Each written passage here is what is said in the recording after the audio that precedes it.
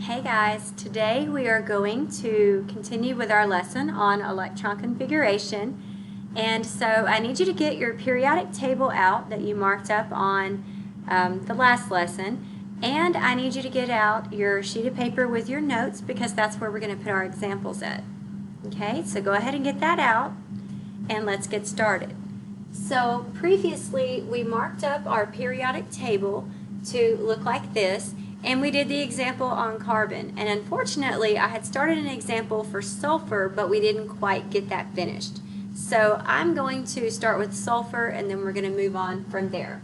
Okay, so for sulfur, that element is right here, and remember you are not using your periodic table to write the examples on. I have to write on this in order for you to see me apply the use of the periodic table to get your answer as I'm working it out. Okay, so just watch me on this one. You can copy it on your notebook paper in your notes in just a minute. So for sulfur, that is element number 16. So in order to do this particular element, we are going, check the line width, okay. So for sulfur, we are going to always start at the very first element, which is, I don't like that either, hold on. So you're always going to start at the same point, which is hydrogen. Okay, so we're going to do sulfur, which is number 16. This is always our starting point, and we're going to go until we reach element number 16, sulfur, and every time we have to reach a stop along the way, remember we're following the atomic number sequence, so every stop we get to, we have to then write down the coordinates, the row first and then the column. So our first stop is right here. That's row 1, column S2. Then we continue following atomic number sequence. The next stop is right here. That's row 2, also column S2. Okay? We cannot jump down to number 11. We have to go all the way across to where this section is and follow the atomic number sequence. So sulfur's not in this section, so we go all the way till we reach our stop and we write down the coordinates to P6. Then we pick it up on the next line. And of course you're not writing these little lines on your periodic table. If you have to, you can take a sheet of paper and you can cover your periodic table up where you can tell what row you're on, okay? But I need you to kind of track with your eyes where we're headed. So then we stop at the next stop, and it's going to be 3S2. We go across here again, and we get to this section. We stop at our element this time, and it's going to be at row 3, column P4. Okay, now we can check to see if we did this correctly because we can look at our exponents and add them together. So 2 plus 2 is 4, plus 6 is 10. That makes it 12. That makes 16. So we did this correctly. Okay? Now I'm going to back this up so you can see it without the exponents circled. And if you need to pause this and write down this example in your notes, you can do so. And I'm going to go ahead and continue. And we're going to move on to a new example. So let's do one a little bit further down the periodic table. So let's try titanium right here, okay? So this is element number 22. Again, this example would go in your notes. This would not go on the periodic table.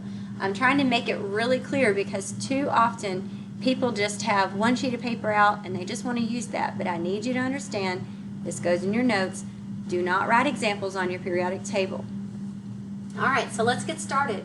Our first stop is going to be right here at 1s2. By the way, you're noticing a pattern, right? It's going to follow that same pattern every time we do the sequence for electron configuration. The next stop is going to be right here at 2s2. Our next stop is going to be at 2p6. Okay, we're going to stop here at 3s2. Our next stop, we got to continue through the atomic number sequence. That's number 12. So the section with number 13 picks up here. Our next stop is 3p6. And then we go to 4s2. And then finally, we're in the D section. This is row 4, column D2. Let's check to see if we did this right. All right, 2 plus 2, that's 4. 6 is 10. Plus 2 is 12, 18, 22. All right, good deal. We're done. All right, so if you have any questions and we're watching this live in class, I'll answer your questions. If you're kind of like, oh, I'm still not quite sure, that's okay. You're going to have time to kind of absorb this. I'm going to move on to another example. And I feel like after you've seen a few of these, this is going to become easier and easier. And then you're going to be like, oh my gosh, I can't believe I thought this was hard. Okay? So hang in there. Don't get frustrated with yourself. This is weird and it takes a little bit of time to pick up on. All right? Now, let's move on to the next thing.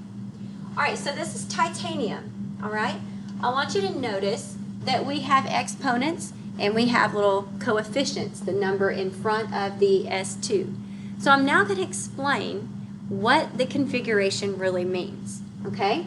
So for titanium has this configuration. There are 22 electrons in a neutral atom of titanium. Therefore, all our exponents that equal the atomic number, guess what they represent? They represent electrons. So your exponent represents the number of electrons.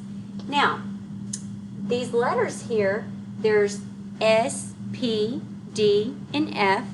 So I had already mentioned before, that is the type of orbital those electrons are found in. So electrons don't just travel in a little bullseye, they actually travel three-dimensionally with like this infinity sign, there's a sphere, there's all kinds of different shapes.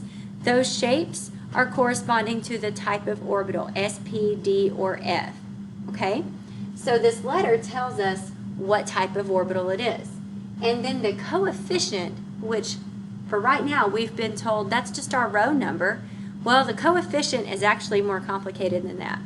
Our coefficient is really the energy level or the ring number around the nucleus. So if we had energy level 4, that's really like our titanium atom having 4 rings around the nucleus. Okay, I know that's not perfect, but that'll be all right. So on our first ring, we're going to have 2 electrons.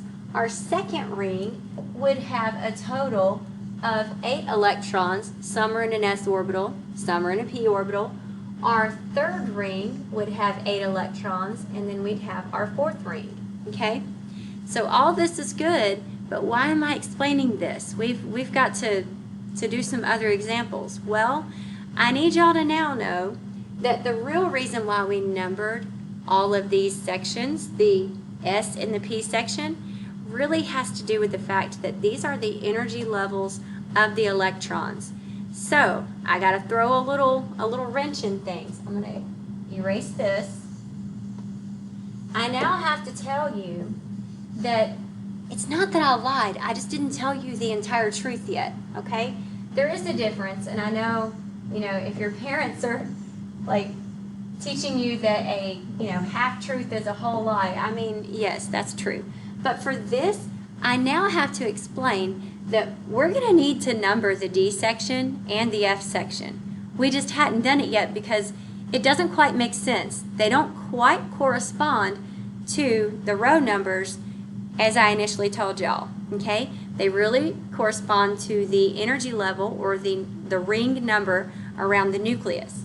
So, D, you're going to need to get something that is bright because your sheet has like a little gray section and pencil is not going to show up, and you want this to show up, okay? So this D section, now we're going to number, okay? It's not a 4. It's going to be 3, 4, 5, and 6, okay? I told you it's going to throw a wrench in things. And then our F section is a 4 and a 5. That's going to be a different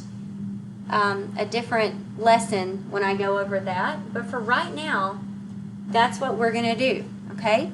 So now, that means our whole configuration, no, you don't have to go and erase the whole thing and, oh my gosh, no.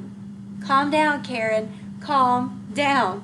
Okay, so all we do when we get to this D section, it's not a 4, it's just a 3, okay? Everything else is the same. Your exponents still count up to equal your number of electrons, which is your atomic number, because these are neutral atoms, and everything else is fine, okay? So let's do one more example where we're doing some kind of element in this middle section. By the way, you took notes on this. What kind of element is found in the D section, the D block? Transition metals, okay? So titanium is a transition metal. We'll talk more about that, but that's not our focus for today. So let's do another example using these correct numbers, okay? So let's try, let's try to do, I don't know, let's go all the way over here and let's do iodine, okay? Number 53. Yeah, this is going to take a minute.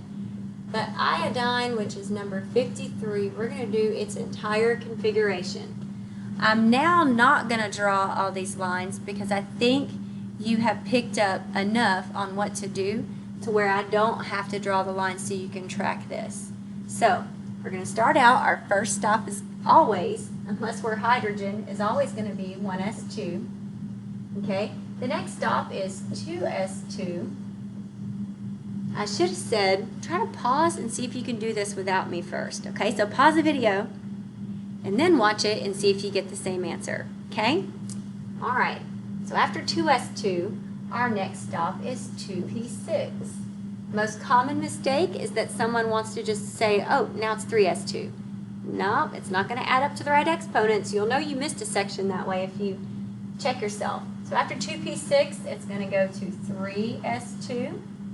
Okay, after 3s2, we stop at 3p6. Okay, next stop is going to be 4s2. The next stop, we got to go through this D section. Well, that's fine. We're just going to, instead of saying 4d10, it's 3d10. Okay, and yes, we do have to write it in this order, even though that's a 4 and then that's a 3.